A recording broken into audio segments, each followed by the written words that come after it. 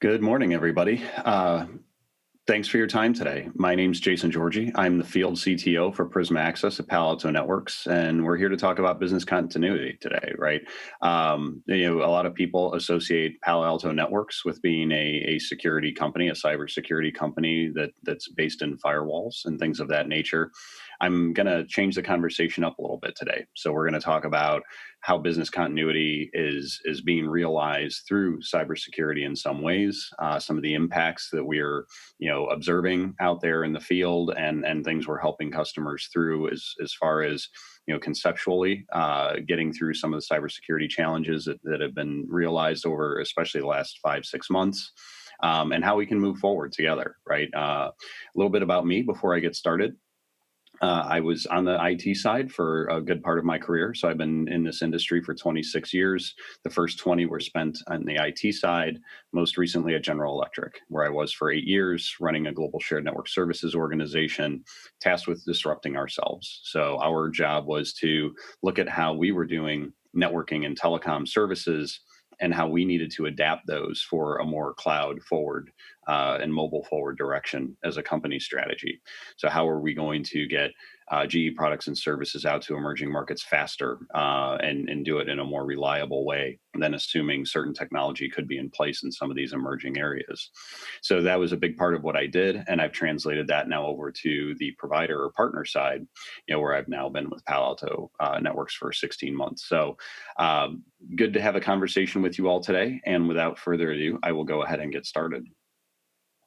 So when we talk about business continuity, it's just another part of business risk. When we start thinking about, what are the areas of business risk and security that we talk about? Well, it's usually around the threat prevention side or breach mitigation and that type of thing. And that's where Palo Alto has played for a very long time as it is. But really what we're starting to see into everything that's delivered as a security service, regardless if it's Palo Alto or some other partner or vendor, is the ability to help with the business continuity side as well, right? And that is, how do we make sure that from a holistic provider side, that we are providing customers both from breach and threat mitigation, but also scale and resiliency, right? And I think that there is emerging market. There's an emerging market for some converged services around networking and security that can really help that push that equation forward. I'll talk a little bit about this. It's a Gartner term, and Gartner is a friend of all of ours, I'm sure. But it's really around how do we converge these things at the edge, both from a networking and security perspective, and then how can that help out with cybersecurity, right, and business continuity all at the same time. So it's maintaining a level of continuity between both, making sure you're not sacrificing one for the other, because that's a lot of what's been going on lately.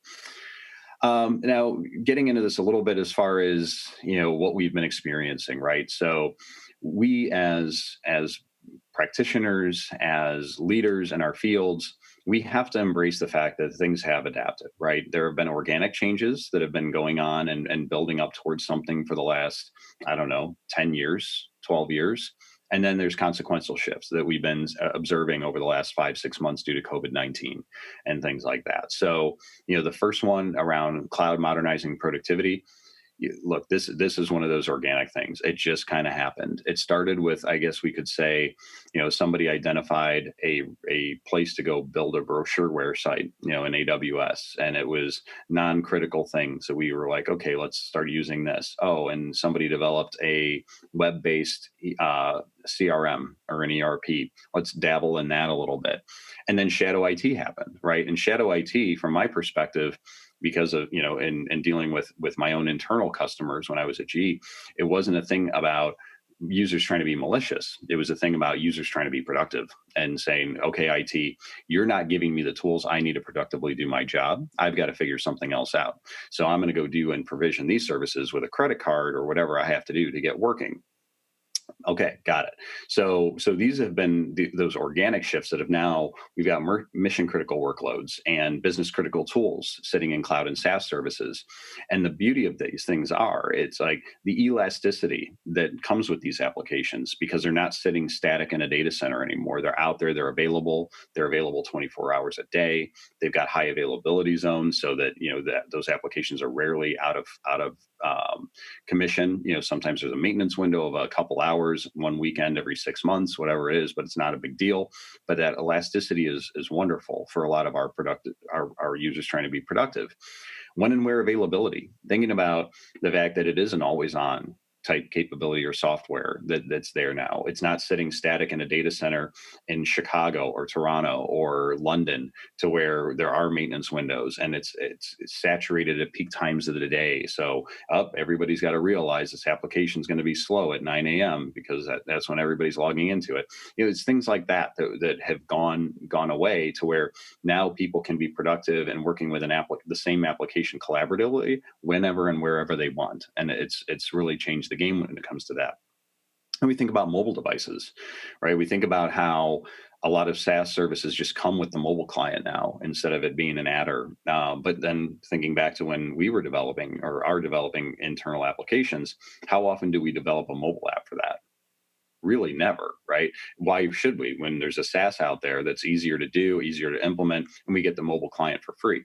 So all of these things were nice to haves before COVID-19, but they're absolutely necessities now. So cloud not only modernized productivity for our workforce, but it has really allowed our workforce to continue working in a very, very consistent and seamless manner in a lot of ways.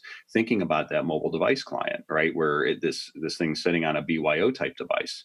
So they're already able to keep working on certain things. We didn't have to figure out additional capacity. We didn't have to figure out bulking up an application's data store or front end to handle all the new requests coming in from everybody working from home instead of local to the local area network.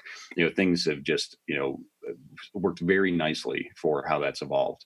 The new normal, and we were kind of joking around about this for a few months, saying, well, this is the new normal for now, right? The new temporary normal. And obviously, there's now going to be some permanency to this, and who knows for how long that permanency is. I'm going to view it as permanent. When I talk to executives and when I'm having conversations with folks, these stats below this are backed up by 451 Research, who did their own CIO survey around this and said, hey, well, how is this going to adapt to what's happening with your workforce and how they're working and where they're working? And it's absolutely true that 2/3 of organizations plan to keep work from home policies in place. I can verify this through my own conversations. It's just easier to do in a lot of ways. Before, a lot of organizations had a distrust. Some leaders had distrust in the ability of workers to be productive at home, balancing family, dogs barking in the background, and everything else. Is this really going to be okay? Well, we've obviously proven that it can be.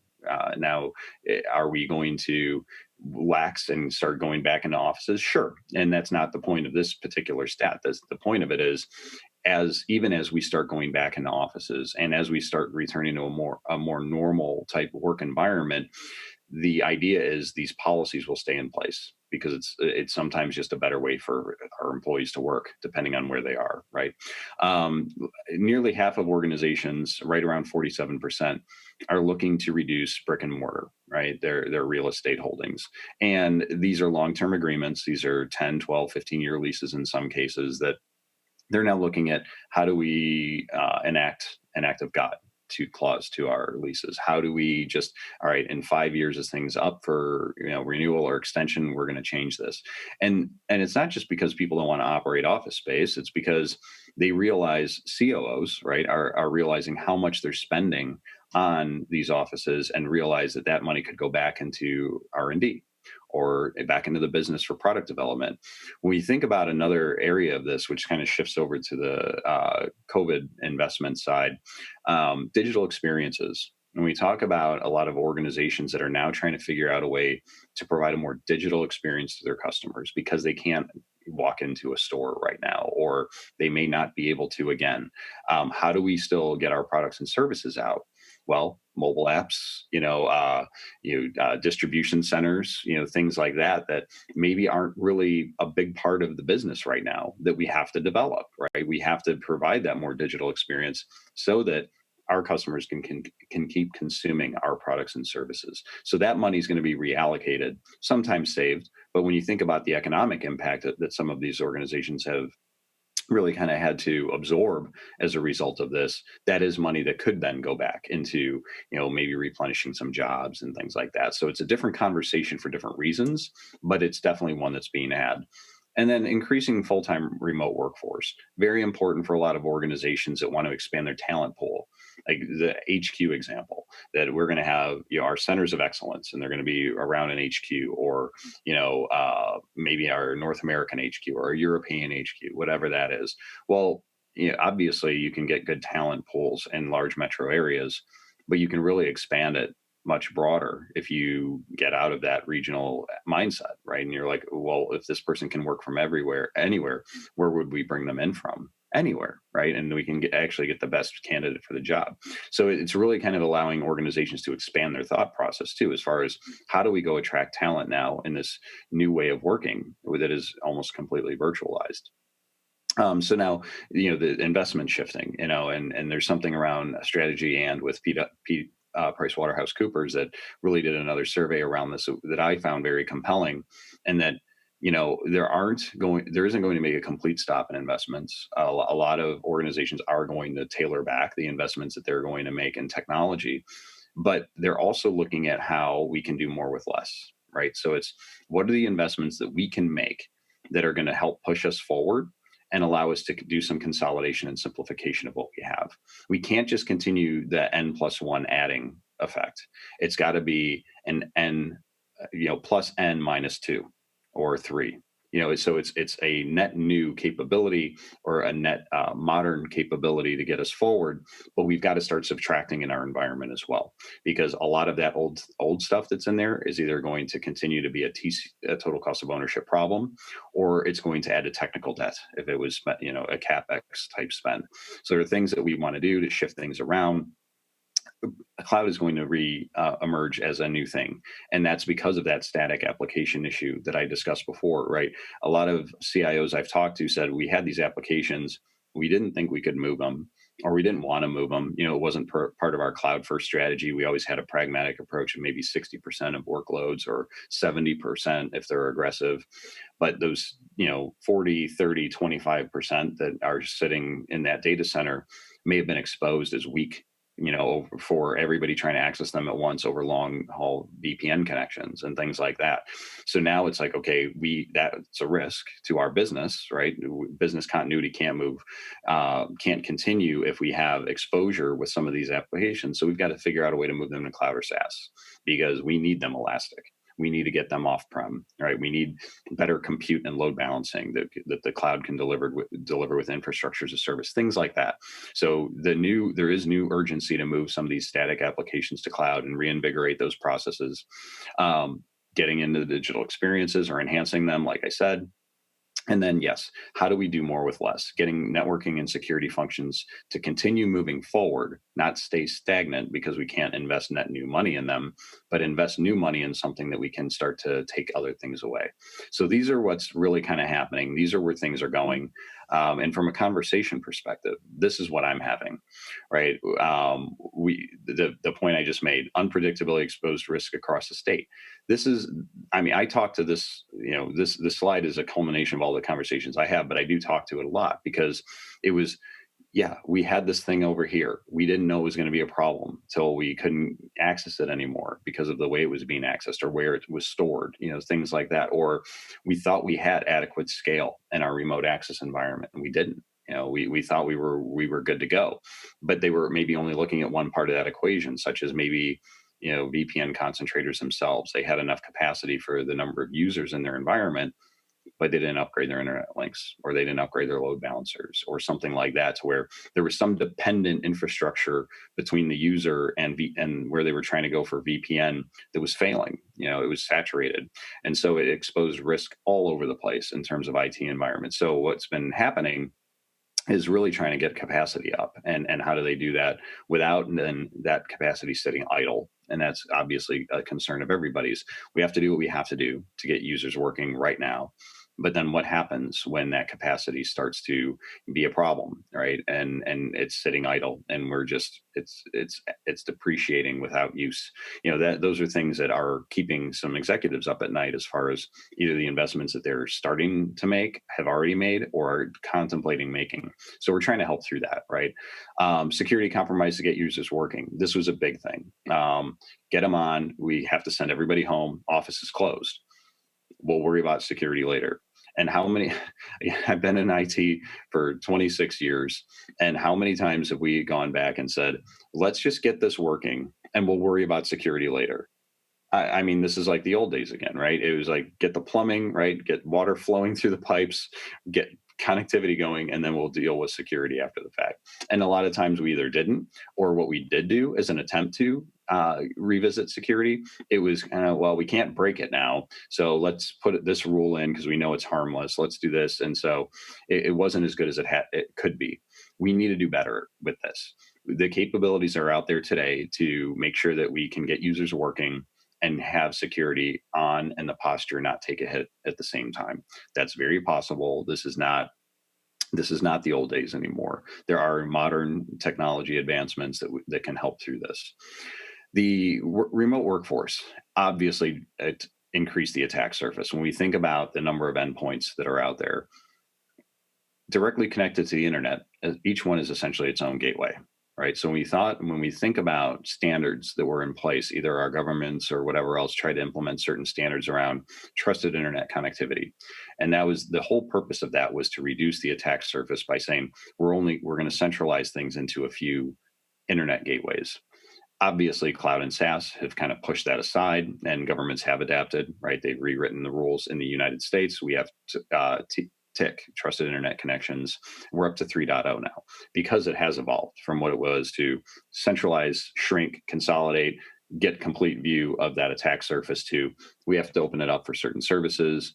And now we have a very cloud first, world we're living in right now.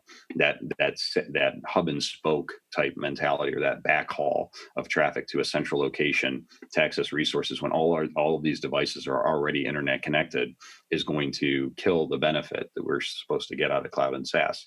So that's changed, but that opened up that new risk of everybody now. If you're a 2,000 or 3,000 person organization, and let's say 2/3 of them or 3/4 of them are knowledge workers, and they work from home, so they have a laptop, they probably have a mobile device and or a tablet, and unless those things are always on, with an immediate connection to the security infrastructure that you have in place in your organization, they're essentially exposed.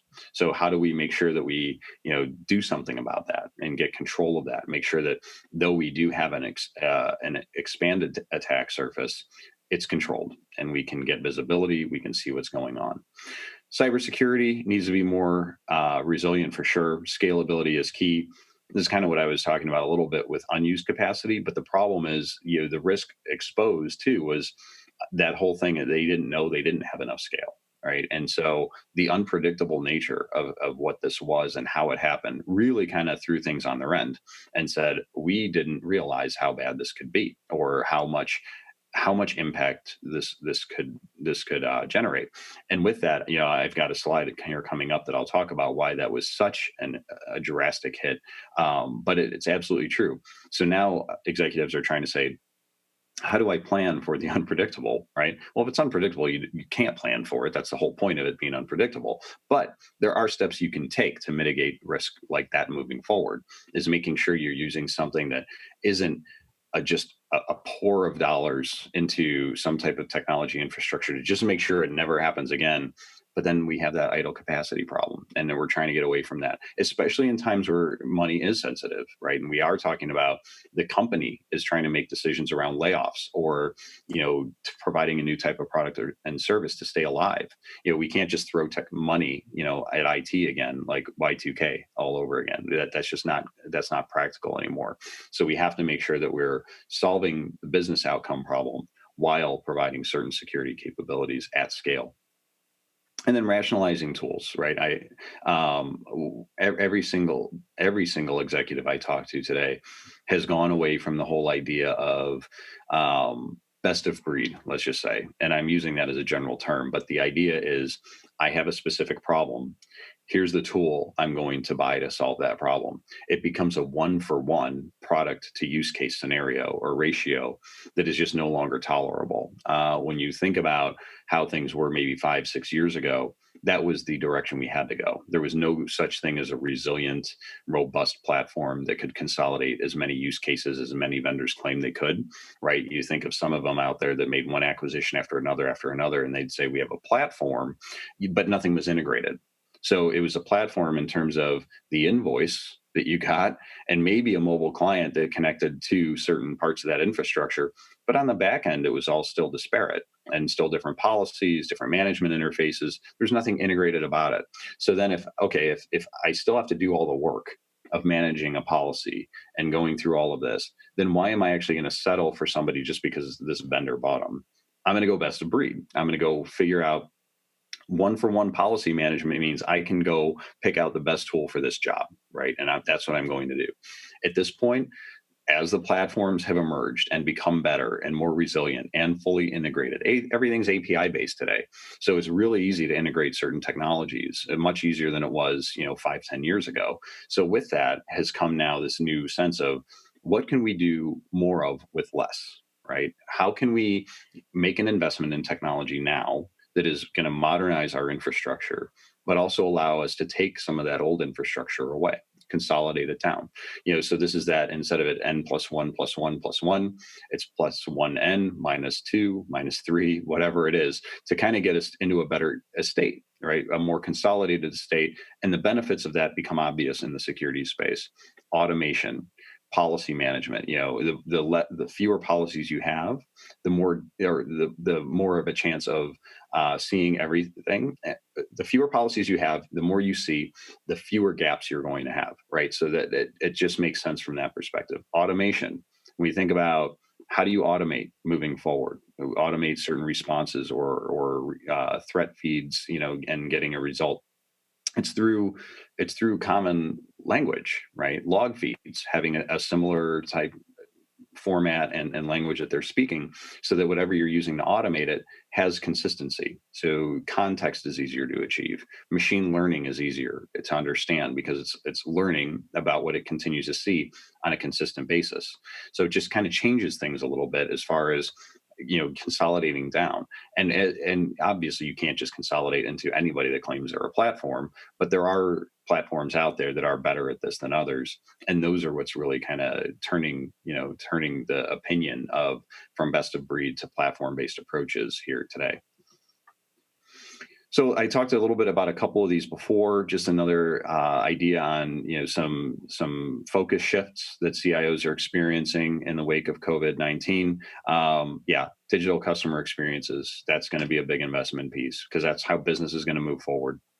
When we think about digital transformation in general that a lot of organizations were going through, it was already a thing 5 years ago that if you didn't have a digital transformation or digital strategy, you were going to go, by the way of the dinosaur, right? This modern era is not survivable if you don't have a digital footprint. It just is what it is. Consumers want to buy products and services that way. Now, there are obviously some industries that is less of an issue for certain things like, certain types of manufacturing and drilling and things like that. But, even then they're using digital capabilities to get better at what they do. Right, getting better at what their target is to acquire. So digital is still here. It just may not be the outside presence. But for those retailers and financial services and things like that, everything's about an app. Right, everything's about an app on a mobile device. I get my banking apps updated probably, I don't know, twice a week because they're constantly competing with each other, trying to push down new functionality to the application because they feel that's a differentiator. Right, you can do more with our app than the other guy. So don't you want to bank with us? Well, since I really don't have to go into an office anymore anyway, or very rarely, sure, it's going to be what can I do on my phone versus what kind of experience do I get talking to a teller is that example, right? So that's going to be big. I highlighted a couple things in gray here as far as improving resilience and cybersecurity and privacy. Yeah, that is, we can't let cybersecurity fail as a result of capacity issues or just getting users working. It has to be front and center. It cannot take a backseat to anything else. Investing in new technology that enable business models. Yeah, business process optimization from a digital perspective or a automated perspective. These are going to be big things so that productivity can continue and increase over time, even if we had to lay off people, right? If we don't get those people back, at least anytime soon, we have to be able to keep business moving as fast or faster than it was before. So, how do we do that? Optimizing business processes, right? And automating that as much as we can. Simplifying the IT landscape, just what I was talking about. It's how do we start consolidating down? How do we get rid of technology debt? How do we get rid of things to manage? How do we turn our operations folks into being less wrench turners and more productive employees from an innovator or disruptive perspective themselves? They can go work on bigger things. It's very valuable to an organization to take somebody that was just doing what they had to do, right? They were doing their job to keep the lights on, to now they can go actually work. They can work and be productive and figure out new solutions to problems that we have that are emerging or that we didn't even know we had yet, because it didn't reach my desk, but they figured it out. These are important things that we have to be able to do. And then accelerating these key investments is obviously going to be, something. Key investments could mean anything. What is important to that business? This is what we've got to do. What did we identify as risk as part of COVID-19? We have to go invest in a way to mitigate that. Identify the gap that we have. Do we have line of sight to it? If not, get it. If we do have line of sight, go fix it, right? And so that's just kind of what we have to be able to do moving forward as organizations. So now getting back to a little bit about what we're talking about specifically, business continuity, cybersecurity, and its role in it. When we think about what user mobility looked like, and I was part of the planning teams for avian flu and the first swine flu and things like that. That was like, these could become a global pandemic. But what we were also figuring is that even if we sent everybody home, and we had to have capacity for our remote access infrastructure, what do we actually need to provide and for how long, right? So that was a big question. It wasn't going to be, okay, everything that's accessed all the time has to be available. It was, this group of executives is going to be home and they need access to email and this app, and that's really about it. They're on, we could say 2 to 3 hours a day, right? I mean, let's be real. And then this business group needs access to these couple of applications, this third-party application for maybe some supply chain stuff that they're keeping moving, whatever it is. But it was like each group of users had a pocket of applications that they needed to access in order just to keep working, basic stuff. But that has obviously changed. Now it looks more like this, where there's not just the number of people being home, because it's most knowledge workers at this point. Even as some go back, it'll still be most people at home. It's full productivity all the time. We think about how we've been working for the last 10 years in a very collaborative environment where we look around the office and there's like round tables with 5-6 people on them. And then somebody's got an iPad up with somebody zoomed in or Microsoft Teams in to collaborate on something. And that group would be like that all day long. But it's very personal, very interconnected as far as people go and collaboration, right? And making sure that we could work that way. So now that we can't actually be present like that all the time, now all of these people are on these video chats, right? And doing things through streaming type services. But at the end of the day, it's all about being fully productive all of the time. There is no compromise of, well, from 8:30 to 10, we need to make sure we have this right, ready to go and accessible. And then we are going to make sure from this time to this time, this application, is ready to go, whatever it is. It's got to be, these things are always on all the time. And this is what caused the initial strain, right? This is when everybody was sent home, how do we actually keep users working? This is what's on the screen right now is what the issue was that everybody started accessing everything. And so these remote access environments got completely saturated, were falling over.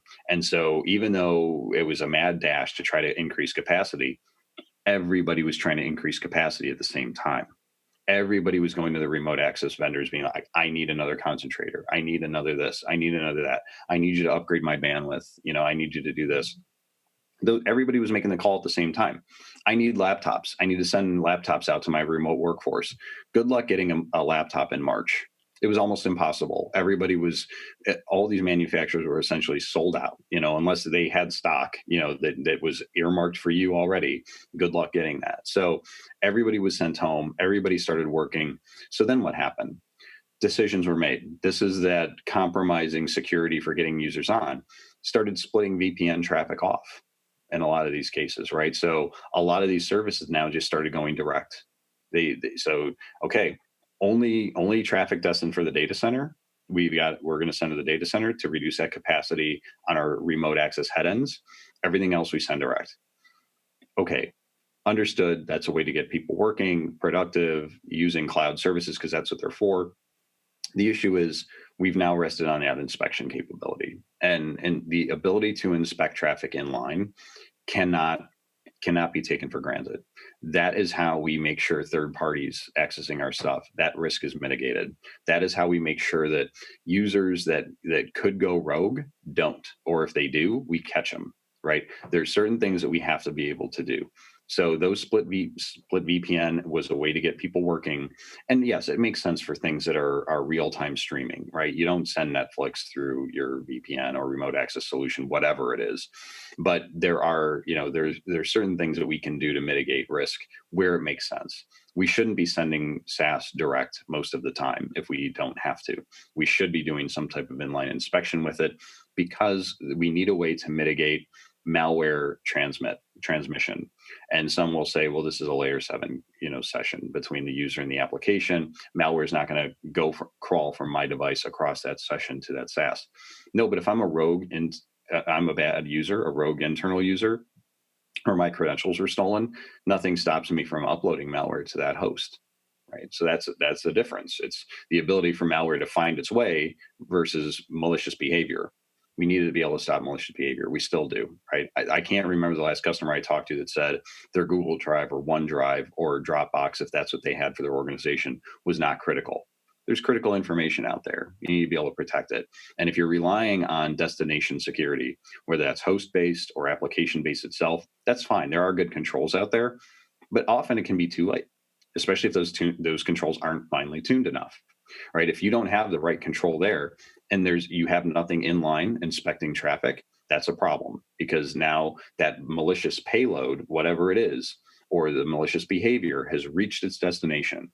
So now you better hope that host or application security is what it needs to be. So the better approach is to take a baseline approach and to say, we're going to have a policy that inspects everything, including cloud and SaaS access in line. And then we use the SaaS providers to finely tune what they're trying to secure, what we're trying to secure, whether it's DLP, whether it's certain upload types, whatever it is. You have a baseline policy, and then you tune it from there based on the SaaS native controls, things like that. So it's just a different way of looking at things to make sure security, again, isn't taking a back seat moving forward with some of this. So as we start to change and we start to figure out what do we need to do from a technology perspective to move the needle forward, right? And how do we continue, adapting to this in a way that makes the most sense? We need to start thinking about our infrastructure differently. Security infrastructure and network infrastructure, it's just got to be thought about in a different way. We've got to go from remote access VPNs and secure web gateways to securing access to everything. What if a user could just point themselves to a cloud service? Once they hit there, they're routed wherever they need to go. Doesn't matter where, data center, cloud, SaaS, or internet, with security inspection built in. That sounds like a better way to go than having multiple products handle these things. We have to worry about multiple policies and scaling them up and all of that stuff to handle this capacity issue.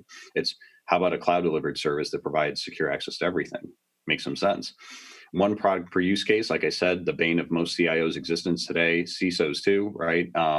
Oh my God, we've got so many policies to manage, and all the audit controls. Think about the audit controls that go into every single one of these policies and tools that we have that need to be managed. What if we could reduce those down to a select few that do the job, right? That's the platform-based approach. It not only helps that audit and compliance piece, gets simpler, but it also gets things simpler from a management and even reduces TCO in a lot of ways.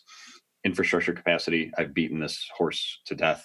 It is a problem. It's going to continue to be a problem unless people start looking at cloud services for security and network services that can scale, cloud-based scale, hyperscale at the back end of what's happening, so that this is mitigating that risk of unpredictability. If you're constantly fighting a capacity battle, you're going to continue sinking money into this infrastructure.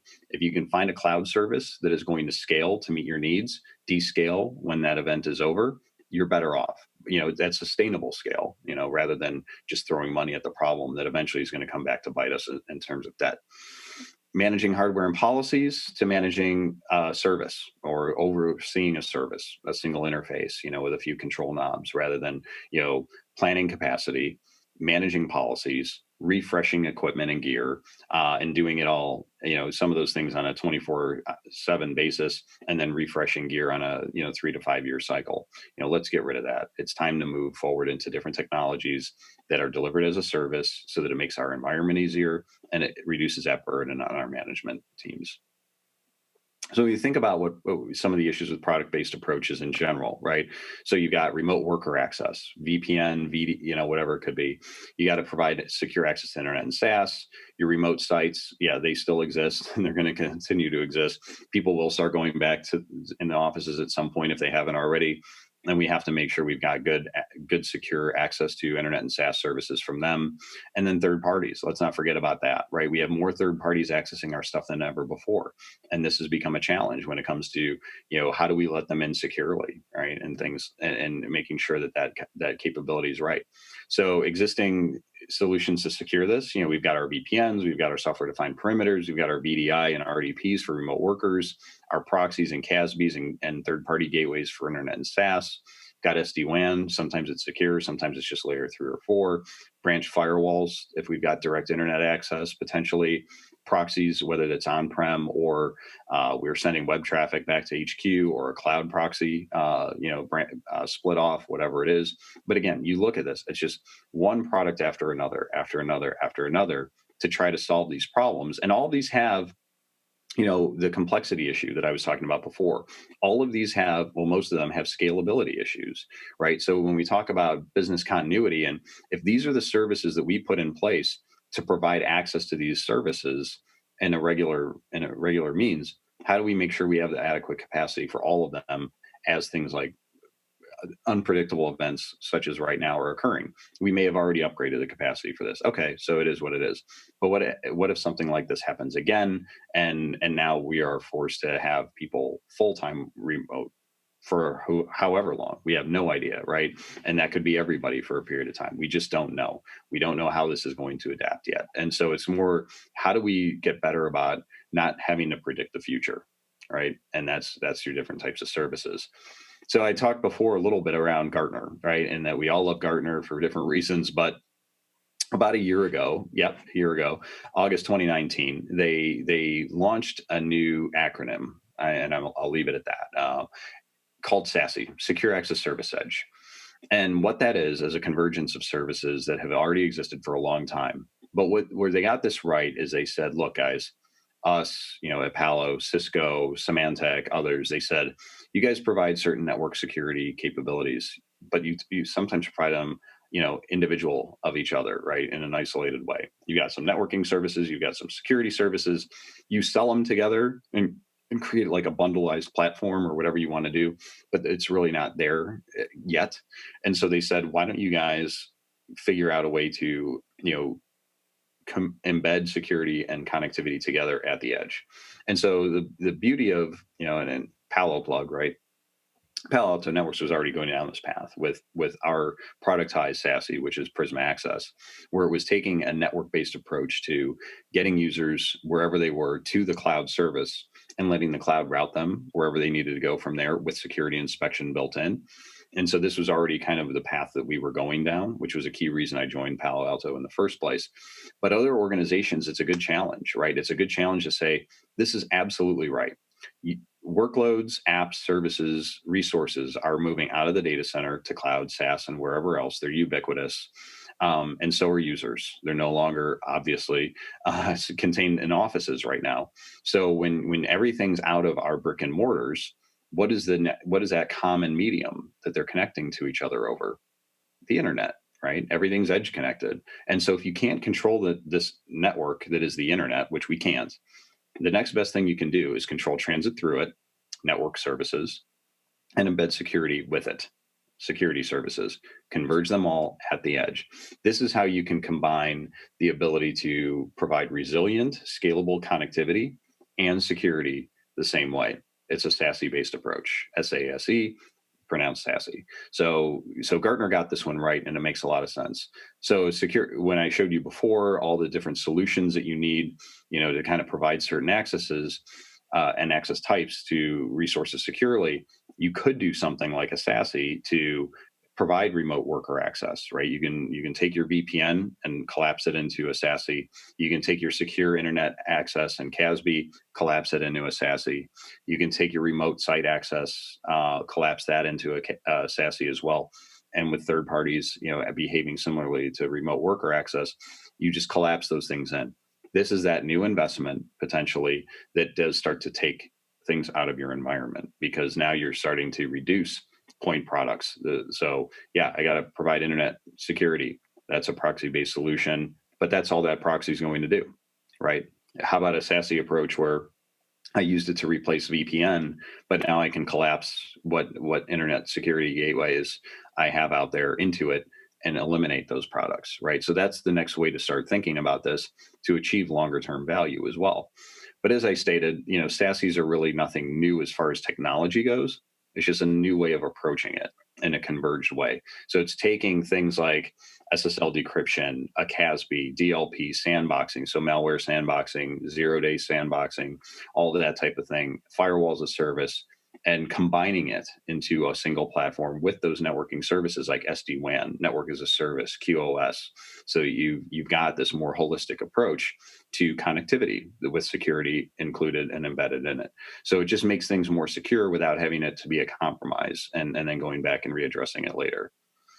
So, but the realism is not all SASEs are created equally. What are some of the better approaches to make this a successful SASE deployment? Well, one of them is look at what you're using to secure resources today. If your most critical resources for the last 20 years have been sitting in a data center, and maybe some of them still are, how are you securing access to them? What's providing that moat around the castle? It's a firewall-based approach. And when you think about moving those resources to a cloud service, whether it's data or whatever else, what are you going to use to secure that access? Again, you're probably going to use a firewall. You're going to provision a virtual firewall from a cloud provider that sits in front of your VPC. That's what everybody does. It's a firewall-based approach. And so that's where things start to make the most sense in terms of when I'm talking about security, why do I want certain types of security in place? And really, a next-gen firewall is the way to go when it comes to looking at SASEs and who's offering what type of technology as a SASE. The firewall is going to be a more strategic fit. The reason for that, it inspects everything. What do I mean by that? When you think about Office 365 as an example, the front end to some of that might be web-based or using web protocols, but all the back-end communications is over custom ports and protocols or custom ports and defined protocols. So with that, there's no inspection ability with certain technologies out there. They just can't inspect it. So Microsoft tells you to bypass them, right? So firewalls don't have that problem because they're port or protocol independent, right? There's no dependency there. So what you do or don't inspect should be up to your policy, not a security capability that you bought and their limitations, right? So it doesn't break those applications because you don't need to have proxy aware applications in order for it to work, because it doesn't handle the session quite the same way.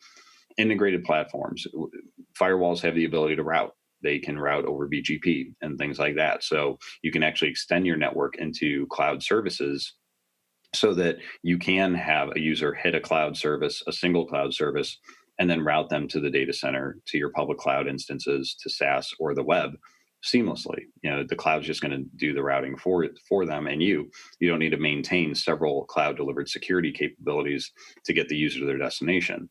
Where this is important is in the area of zero trust network access, right? In the software defined perimeter market, that's really good for secure access to data center and private cloud, but or public cloud, but there's no access to anything else, right?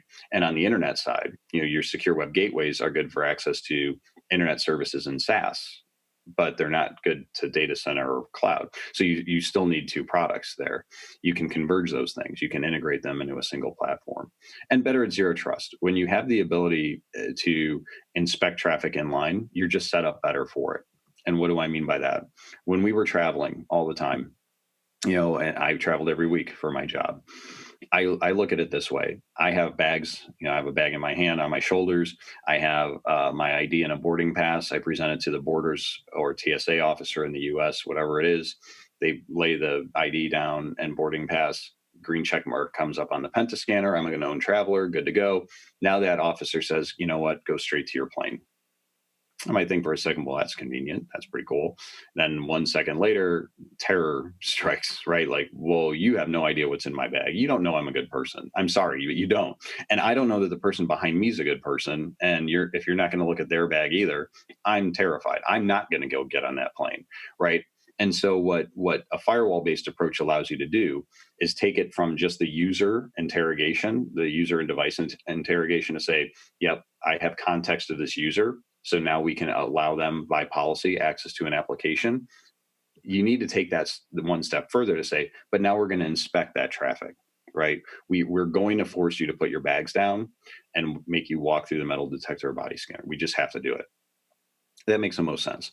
This is what a firewall can do, that other software-defined perimeter or zero trust network access vendors cannot, because their solution doesn't inspect traffic. So you need to be able to look inside the session to make sure that, the insider threat is mitigated. If my credentials are stolen, if I'm not actually Jason and I'm doing this, then you have a way to stop something from getting through, right? And so that's what a better approach to zero trust access is and how it looks.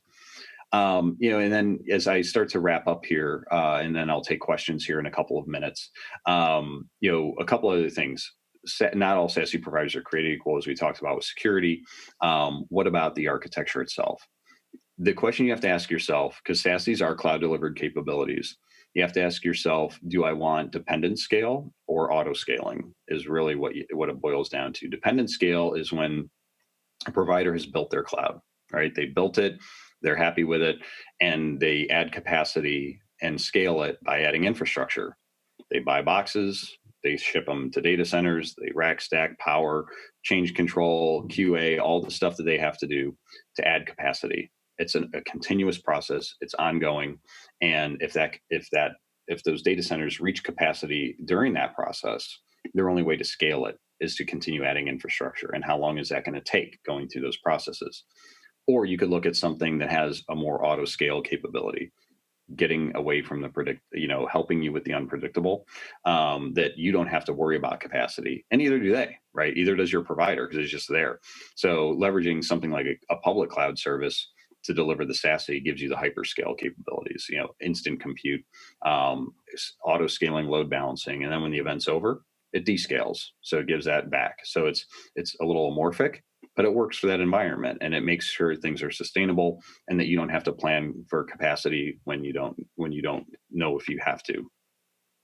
So taking as I wrap this up, taking a simple look at the best approach to SASE, really it starts with, where's the user? Anywhere, right? And what are they accessing? Anything, right? Data center resources, cloud resources, SaaS resources, web or internet browsing, whatever it is.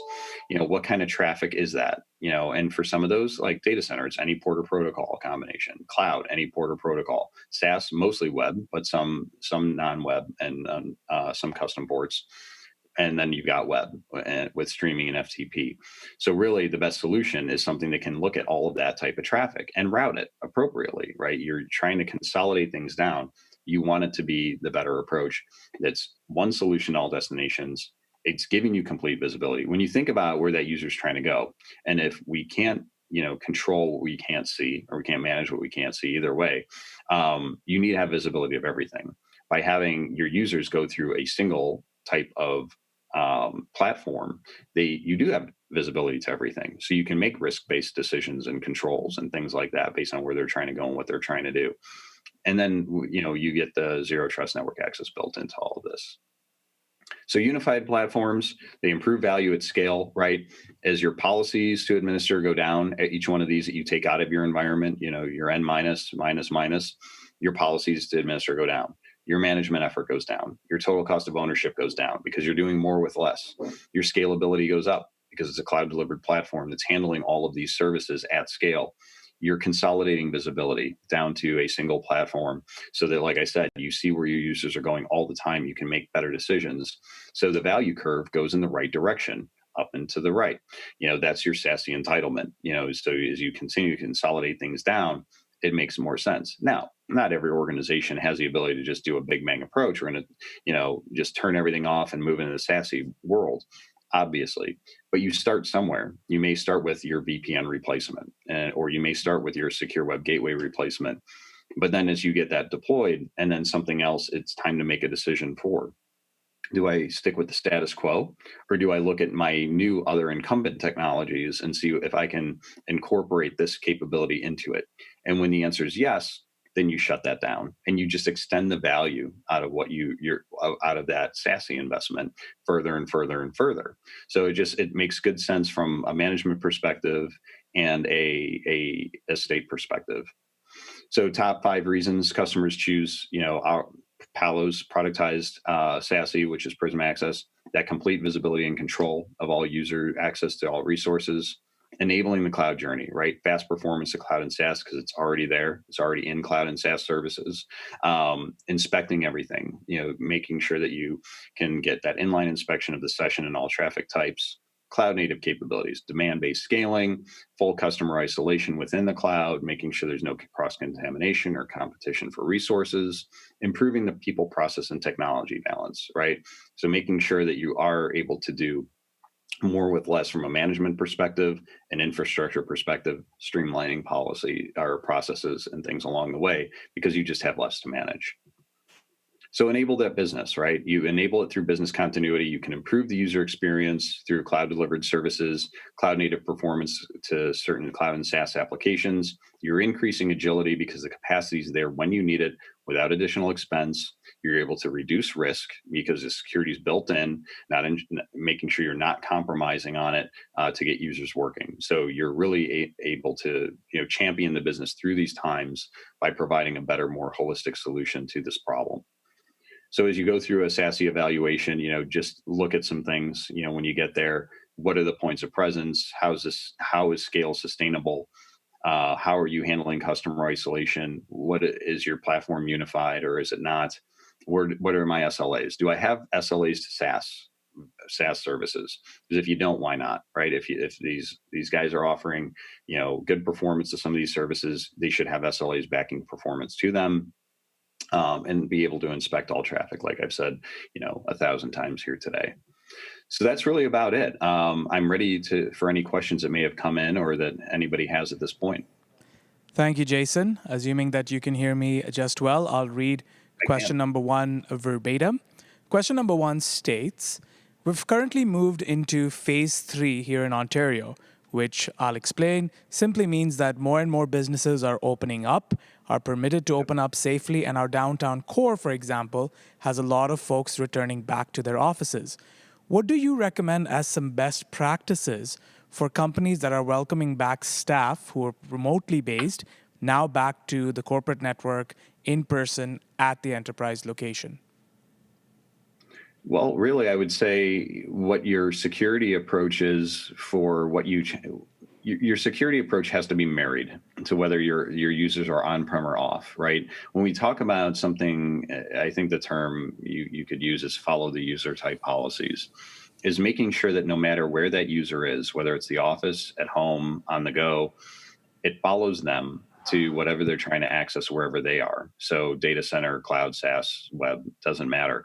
You want to make sure that your policy, your user-based policy is there to the application that they're trying to access. So you need to make sure you're marrying your user to app policies at that layer. right? So it's not user to a network-based policy anymore. It's user to an application-based policy, and with that, it should just follow them. So as users are coming back into the office, you can still have that granular level of application access segmentation to say, okay, default deny or least privileged access is going to continue. Why? Because we still have risk. That user is still, even if we're opening up and sending people back into the office, they're still going to be home sometimes, right? Or on the go sometimes. We're not going to have full visibility of them anymore. So a lot of these concepts were already starting to develop. Zero trust network access wasn't launched by COVID-19. It was launched because we had a concern about insider threats and credential theft and things like that. That's still present and is going to be present forever, no matter what happens with COVID. So it's best now to kind of get your user ID to application identification policies married up and holistic so that it does follow the user. So no matter where they go, they get the same level of access to what they need, and they don't get access to what they don't, even when they're in the office. I'll go on to the next question as we have about 5 minutes. The question states, has Palo Alto detected any new or persistent threats specific to the pandemic? Sure. Yeah. So we have a threat hunting team, threat analysis team, Unit 42, that has published some things out there around specific threats. And these are really around wedging, wedging yourself in as some type of ransomware. Ransomware is up specific to this because, people are working from home. They are exposed. Most people don't have an always on. Credential theft, same type of thing. You're accessing something with a work device, something happens to your work device. Now, all of a sudden, when you do fire that VPN client back up, you do have, unfortunately, too broad of access into what you're trying to do, given traditional VPN models. So the idea is to really mitigate that as much as possible through an always-on posture. So now that would be painful given traditional VPN approaches of everybody backhauls their VPN into a centralized location and then they go out from there. But if you're adapting to a more cloud-centric approach to remote access and distributing your head ends out, that is something you can do at scale. You can have an always-on posture so that that laptop isn't ever directly exposed to the internet, right? So you're trying to mitigate these new threats from ransomware, these fewer on the 0-day side, but just an evolution of what's already been out there to try to take advantage of compromised credentials to then gain access to something that they know every single user is going to be on VPN at some point in time. And every hacker knows that typical VPNs are porous. There's not a lot of control to them. Actually, there's none unless you have a downstream firewall of some sort. But even in the software-defined perimeter area, like I was talking about, you can interrogate that user. But if my credentials got stolen, interrogate all you want, it's still going to show up as me, even though it's not me. And then I've got access to something by policy. And then typically a lot of those capabilities are used to protect very sensitive resources. What's going to stop me from downloading those resources or exfiltrating that data? Maybe some host or application-based DLP, but you still need something in line. So we have seen a lot happen as a result of this. So what you really have to do is fortify what you're doing, try to take the best always-on approach, mitigate credential theft as much as you can to try to keep this, because these are going to continue to evolve too, folks. Like, this is not over, right? And they know it. And so they're just going to keep plugging away until somebody stops them. So you have to find a way to stop them. And that is doing the best you can through always on security postures and credential theft risk mitigation. Thank you, Jason. We have about 2 minutes left, so with your permission, I'll take one more question. Sure. Anybody else that has questions, feel free to drop it on the wall at the siberXchange, and someone from Palo Alto could respond to you. The last question for you, Jason, is, has customer demand for more remote access resources created any new technology demands from Palo Alto Networks? Yeah, I would think that so we were very purposeful in our remote access capability, let's put it that way, with taking the Prism Access and SASE approach, which was leveraging public cloud services that could auto scale. I think if we were in the game of we were either trying to manage infrastructure ourselves or building our own data centers that people connected into, and then we did some back-end routing, we would have to get much smarter about that. We would have had to upgrade our own infrastructure, our own fiber backbones connecting these data centers so that we could provide the speed and resiliency that our customers needed. So there's the infrastructure piece that I think would have forced some technology investment. But overall, what we're seeing is when users are getting secure access to something, what are the tools that they need to get secure access to anything, right?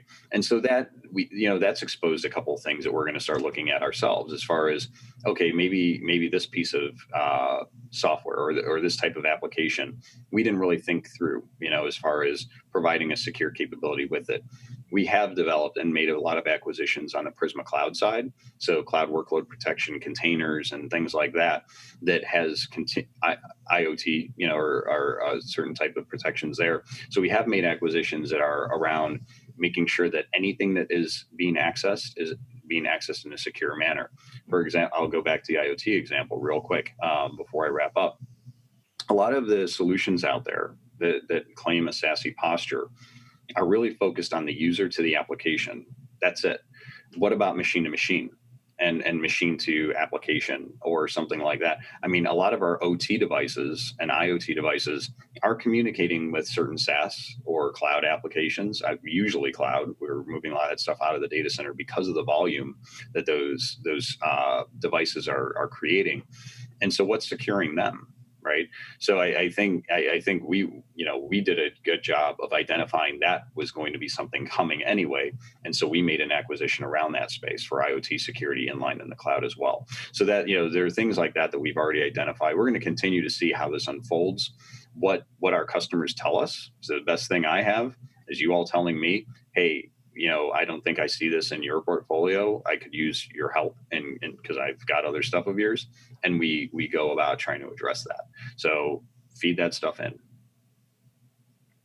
Jason, that brings us to the end of the questions. I want to thank you again for your time, and we will see you in the next half an hour in your panel discussions with other members of the siberXchange Advisory.